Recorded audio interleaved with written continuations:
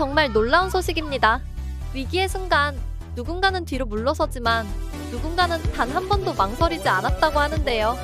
LA 폭동 당시 혼란의 한복판에서 총과 함께 교민을 수호한 이들이 있었습니다. 아프가니스탄의 내전 속에서도 미군은 등을 돌렸지만 오직 한 나라만 교민 전원을 구출해냈으며 도움을 잊지 않고 현지인을 품은 그 나라. 그것은 행동으로 모든 것을 증명한 우리의 나라 대한민국이었습니다. 오늘 그 당시 숨막혔던 사연들에 대해 알아보도록 하겠습니다. 안녕하세요. 제 이름은 에버렛 레나트입니다. 미국에서 온 위기 전문가죠. 전 세계에서 큰 비상사태가 발생할 때 도움을 주는 일을 합니다. 홍수, 전쟁, 그리고 다른 재난들 같은 것들이요. 많은 나라를 여행하며 끔찍한 상황들을 많이 봅니다. 그리고 각 나라들이 이런 큰 문제들을 어떻게 처리하는지도 보게 됩니다. 오랫동안 제 머릿속에는 아주 잘못된 생각들이 있었어요. 어떤 나라가 강하고 어떤 나라가 그렇지 않은지 안다고 생각했죠. 가장 크고 돈이 많은 나라들이 비상사태를 처리하는데 가장 뛰어날 거라 믿었습니다. 그리고 한국에 대해서는 별로 생각해보지 않았어요. 한국? 작은 반도에 있는 작은 나라일 뿐이지 워싱턴 사무실의 동료들에게 종종 말했답니다. 한국이 언급될 때면 어깨를 으쓱하곤 했어요. 그들은 문제가 생기면 아마 미국의 도움이 필요할 거야. 지도에서 한국을 볼 때마다 이렇게 작은 곳이 큰 위기 상황에서 무엇을 할 수 있을까? 라고 생각했습니다. 한국 사람들은 당황하고 미국 같은 더 큰 나라들의 구조가 필요할 거라 상상했죠. 저는 너무나 확신에 차 있었습니다. 워싱턴의 제 사무실은 항상 바빴어요. 전 세계 뉴스를 보여주는 컴퓨터들이 있었습니다. 벽에는 비상사태가 발생한 곳을 핀으로 표시한 큰 지도들이 걸려 있었죠.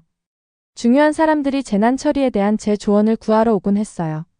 저는 매우 똑똑하고 중요한 사람이라고 느꼈습니다. 평범한 화요일 저는 평소처럼 책상에 앉아 보고서를 읽고 있었어요. 에어컨이 윙윙거리고 사람들은 컴퓨터에서 타자를 치고 있었죠. 특별한 것은 없었습니다. 그때 속보가 제 화면을 가로질렀습니다. 헤드라인을 보자마자 의자에서 똑바로 일어났어요. 한국 특수부대 단 28시간 만에 수단 내전에서 모든 시민 대피시켜. 저는 화면을 뚫어지게 쳐다봤습니다. 다시 읽었죠. 어떻게 이것이 사실일 수 있을까요? 수단은 끔찍한 내전 한가운데 있었어요. 총알이 사방에 날아다니고 도로는 막혀있고 건물들이 불타고 있었습니다. 심지어 크고 강력한 나라들도 자국민을 안전하게 데려오는데 어려움을 겪고 있었어요. 뉴스에 따르면 한국은 군용 수송기를 단 3번 보냈더군요. 3번의 비행. 그리고 위험한 전쟁 지역에서 수십 명의 시민들을 구출했답니다. 보고서에는 그들이 봉쇄된 도로를 뚫기 위해 위장 차량을 사용했다고 했어요. 한국 군인들은 자국민을 찾기 위해 집집마다 다녔습니다. 송하대위라는 한 한국 장교가 보낸 무전 메시지가 제 마음에 남았어요. 어떤 일이 있어도 누구도 버려두지 않겠습니다. 커피를 마시며 이건 과장된 거야. 아마 구출할 사람이 몇 명 없었거나 아니면 그들이 있던 상황이 그리 위험하지 않았을 거야 라고 생각했습니다. 하지만 이제 저는 호기심이 생겼어요. 그래서 수단에서 일하고 있는 아는 사람들에게 전화를 걸었습니다. 다른 뉴스 출처도 확인했어요. 공식 보고서도 살펴봤죠. 모든 것이 사실이었습니다. 한국은 지구상에서 가장 위험한 곳 중 하나에서 놀라운 구출 작전을 수행했어요. 그것도 빠르고 조용하고 완벽하게 해냈답니다. 어떻게 이것이 가능할까요? 궁금했어요. 제 마음은 질문들로 가득 찼습니다. 어떻게 제가 작고 약하다고 생각했던 나라가 이렇게 인상적인 일을 할 수 있을까요? 심지어 제 강력한 나라도 어려울 만한 일을요? 그날 저녁 저는 사무실에 늦게까지 남았어요. 청소 직원들이 왔다 갔습니다. 복도는 조용해졌죠. 하지만 저는 한국에 대한 조사를 멈출 수 없었어요. 사무실 도서관에서 책을 꺼내봤습니다. 옛 보고서들을 뒤져봤어요. 다른 상황에서의 한국 비상 대응에 관한 문서들을 찾았죠. 페이지를 읽을 때마다 제 오래된 생각들이 깨지기 시작했습니다. 마치 봄날에 연못의 얼음이 깨지는 것처럼요. 저는 한국에 대해 너무나 잘못 알고 있었어요. 완전히 잘못 알고 있었답니다. 회의에서 한국을 무시했던 모든 순간들이 생각났습니다. 어떤 나라들이 비상사태에서 스스로를 처리할 수 있는지에 대해 자신 있게 말했던 모든 때들이요. 부끄러움으로 얼굴이 뜨거워지는 것을 느꼈어요. 사무실 창문 밖으로 워싱턴 기념탑이 밤하늘에 불빛을 밝히고 있었습니다. 자동차들은 아래 거리를 따라 작은 빛나는 벌레들처럼 움직였어요. 그리고 저는 거기 앉아 있었죠. 소위 전문가라는 사람이 제가 생각했던 것만큼 많이 알지 못한다는 것을 깨닫고 있었습니다. 이것은 제 여정의 시작에 불과했어요. 당시에는 몰랐지만 이 순간이 저에게 모든 것을 바꿔놓을 것이었답니다. 제가 한국을 보는 방식, 제 나라를 보는 방식, 그리고 진정한 힘이 무엇을 의미하는지 이해하는 방식을요. 그날 밤 저는 일기에 이렇게 썼습니다. 오늘 나는 한국이 지도상으로는 작을지 모르지만 내가 아직 이해하지 못하는 강력한 무언가가 있다는 것을 배웠다. 더 많이 배울 필요가 있어. 그리고 그것이 바로 제가 한 일이었습니다. 수단에서의 한국 구출 작전에 대해 알게 된 후 저는 한국에 대한 생각을 멈출 수 없었어요. 제 머릿속 그림과 맞지 않는 퍼즐 조각을 발견한 것 같았습니다. 더 많이 알아야 했죠. 어느 날 밤 사무실 지하실에서 오래된 파일들을 뒤지다가 1992년 로스앤젤레스에서 일어난 일에 관한 먼지 쌓인 보고서를 발견했습니다. 페이지는 누렇게 변색되었고 사진들은 바랬지만 그 안에서 본 것이 제 심장을 빠르게 뛰게 했어요. 그해 로스앤젤레스에서는 끔찍한 폭동이 일어났더군요. 제가 어렸을 때 TV에서 본 기억이 났습니다. 건물들은 불타고 있었어요. 사람들이 거리를 뛰어다녔죠. 자동차들이 뒤집혔습니다. 도시 전체가 전쟁터처럼 보였어요. 경찰들은 많은 동네에서 사라졌습니다. 그냥 떠나버렸어요. 사람들이나 그들의 가게를 보호할 사람이 아무도 없었죠. 모두 각자 도생이었답니다. 하지만 코리아타운이라 불리는 한 동네에서는 놀라운 일이 일어났습니다. 한국인 가게 주인들이 자신들의 가게 지붕 위로 올라갔어요. 그들은 결연한 표정으로 우뚝 서 있었죠. 일부는 자신의 가게를 불태우거나 안에 있는 모든 것을 훔치려는 사람들로부터 보호하기 위해 총을 들고 있었습니다. 이렇게 지붕 위에 한국인들로 알려진 그들은 경찰이 돌아오기를 기다리지 않았어요. 도망가지도 않았죠. 그들은 자신들이 열심히 일해서 이룬 것을 지키기 위해 자리를 지켰습니다. 바랜 사진 한 장에서 저는 세율하람이라는 남자를 보았어요. 그는 뒤로 지는 해를 배경으로 지붕 위에 서 있었습니다. 그의 얼굴은 진지했고 눈에는 두려움이 없었죠. 보고서에 따르면 그는 뉴스 기자에게 우리는 이 땅을 지킬 것입니다 라고 말했다고 합니다. 단 5마디의 간단한 말이었지만 그 속에는 큰 용기가 담겨 있었어요. 이들은 군인도 경찰관도 아니었습니다. 그저 평범한 사람들이었죠. 식료품점 주인들, 소상공인들, 가족이 있는 부모들. 하지만 위기가 닥쳤을 때 그들은 용감하고 결단력 있게 행동했답니다. 먼지 쌓인 파일실 바닥에 앉아 오래된 보고서 상자들을 둘러싸여 제가 보고 있는 것에 대해 생각했습니다. 이 한국 이민자들은 미국에 특별한 무언가를 가져왔어요. 깊은 책임감과 공동체 의식을 말이죠. 다음 날 아침 저는 한국 대사관에서 일하는 제 친구 진에게 전화했습니다. 점심을 함께 하자고 요청했어요. 우리는 작은 레스토랑에 앉아 제가 그 오래된 보고서에서 본 것에 대해 진에게 물었습니다. 그의 눈이 반짝였고 그는 저에게 또 다른 놀라운 이야기를 들려주었어요. 우리의 금 모으기 운동에 대해 들어보셨나요? 그가 물었습니다. 제가 고개를 저었죠. 진은 1997년 한국이 끔찍한 금융위기에 직면했다고 설명했어요. 나라가 거의 파산 상태였답니다. 다른 나라들의 거대한 대출금을 갚아야 했지만 돈이 충분하지 않았죠. 그때 믿을 수 없는 일이 일어났습니다. 평범한 한국 시민들 수백만 명이 자신들의 금 장신구를 수집센터에 가져왔어요. 할머니들은 50년 동안 착용했던 금반지를 벗었죠. 신혼부부들은 결혼반지를 기부했습니다. 아이들은 스포츠 대회에서 받은 금메달을 가져왔어요. 제 어머니도 결혼반지를 주셨어요. 진이 조용히 말했습니다. 어머니가 그것을 벗는 모습을 기억해요. 20해 동안 반지가 있던 자리에는 창백한 자국이 있었죠. 하지만 어머니는 주저하지 않으셨어요. 텔레비전은 소중한 금을 기부하기 위해 기다리는 긴 줄을 보여주었습니다. 아무도 그들에게 이렇게 하도록 강요하지 않았어요. 정부가 금을 가져간 것이 아니었죠. 사람들은 어려움에 처한 자국을 돕기 위해 자유롭게 기부했답니다. 결국 그들은 놀라운 양을 모았습니다. 227톤이 넘는 금을요. 그 가치는 수십억 달러에 달했어요. 이는 한국이 부채를 갚고 위기에서 누구도 가능하다고 생각하지 않았던 것보다 빠르게 회복하는 데 도움이 되었습니다. 진이 이야기를 들려주는 동안 저는 팔에 소름이 돋는 것을 느꼈어요. 이것은 우리가 미국에서 문제를 처리하는 방식과는 너무 달랐습니다. 우리는 보통 공식적인 지시를 기다리죠. 정부가 문제를 해결해 주길 기대합니다. 하지만 한국인들은 누군가 알려주지 않아도 정확히 무엇을 해야 할지 알고 있는 것 같았어요. 그날 밤 저는 아파트 발코니에 앉아 별을 바라보았습니다. 제가 배우고 있는 것에 대해 생각하며 시원한 밤 공기가 얼굴에 상쾌하게 느껴졌어요. 지붕 위의 한국인들과 금 모으기 운동은 단순히 흥미로운 이야기가 아니었습니다. 그것들은 저에게 한국 사람들에 대한 중요한 무언가를 보여주고 있었죠. 그들의 힘은 가장 큰 군대나 가장 많은 돈을 가진 것에 있지 않았어요. 그것은 더 깊은 무언가였습니다. 그들의 마음과 생각 속에 있는 무언가요.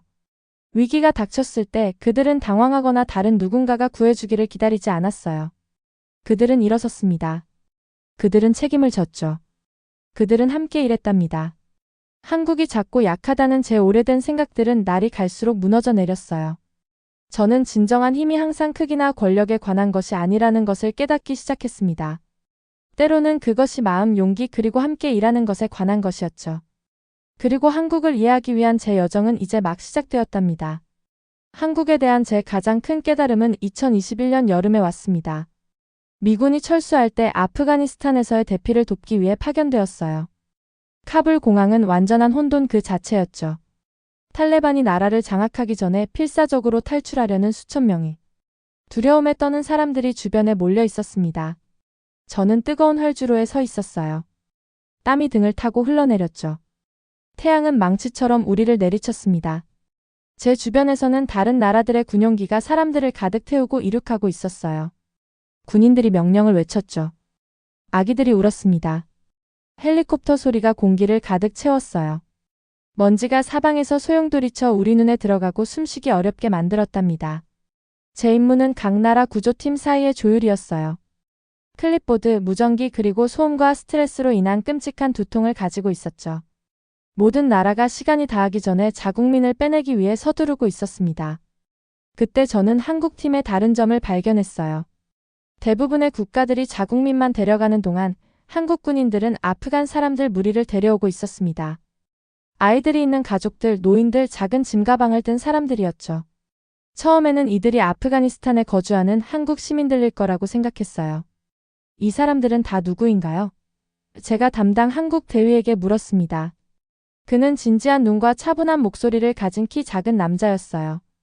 그는 대답하기 전에 얼굴에 먼지를 닦았죠. 그들은 우리와 함께 일했던 사람들입니다.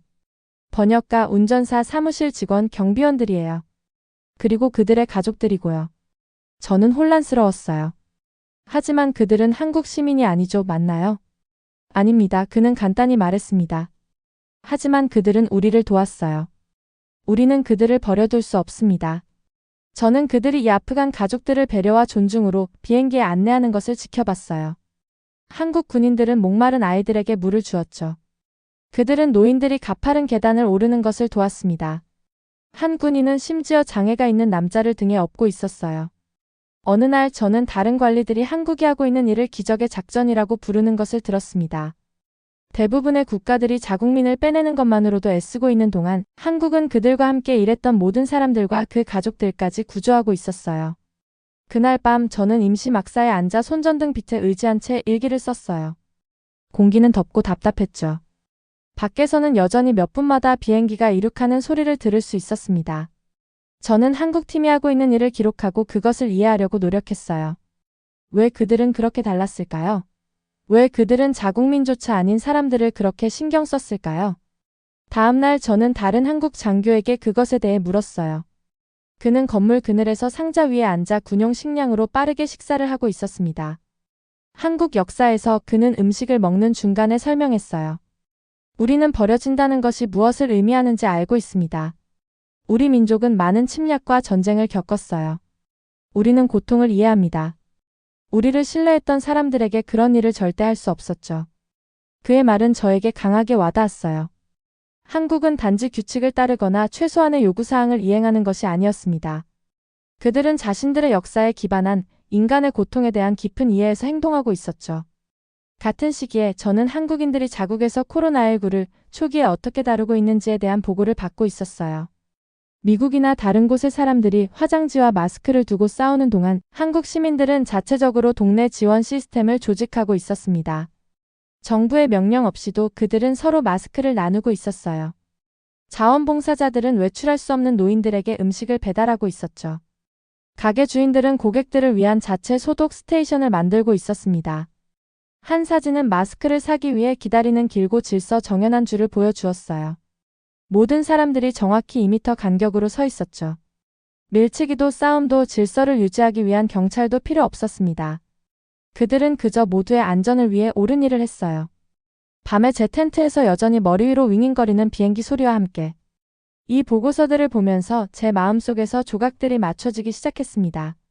이것들은 무작위적인 친절한 행동이 아니었어요. 여기에는 패턴이 있었죠. 한국 사람들이 위기에 접근하는 방식에 관한 특별한 무언가였습니다. 그들은 누군가가 무엇을 해야 할지 알려주기를 기다리지 않았어요. 그들은 자신들만 돌보지 않았죠. 그들은 마치 강한 주먹으로 다치는 손가락처럼 자연스럽게 함께 일했답니다. 아프가니스탄을 떠날 때쯤 한국에 대한 제 시각은 완전히 바뀌었어요. 한때 작고 약하다고 생각했던 나라가 이제는 비상시에 인간이 어떻게 행동해야 하는지에 대한 강력한 예시로 보였습니다. 우리 비행기가 카불에서 이륙할 때 저는 아래에 먼지투성이 전쟁 찢긴 풍경을 내려다봤어요. 저는 한국팀이 그 어려운 장소에서 보여준 희귀하고 귀중한 무언가에 대해 생각했습니다. 타인에 대한 진정한 연민과 책임감이었죠.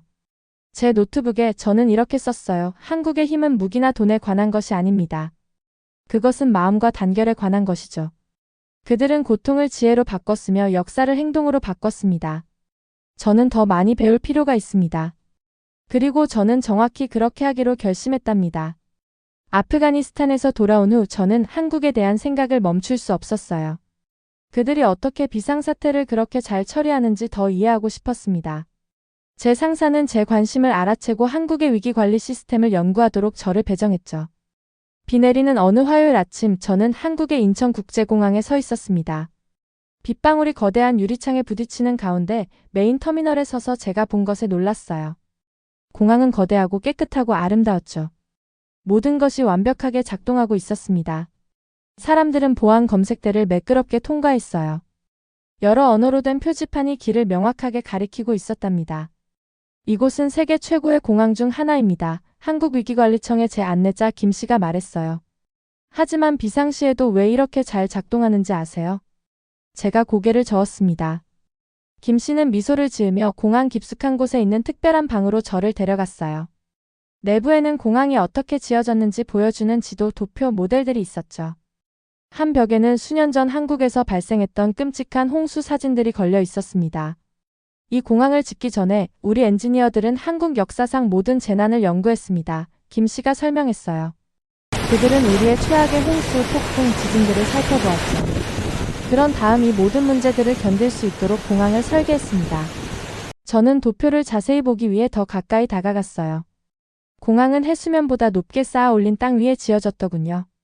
특별한 배수 시스템은 엄청난 양의 물을 빠르게 제거할 수 있었습니다.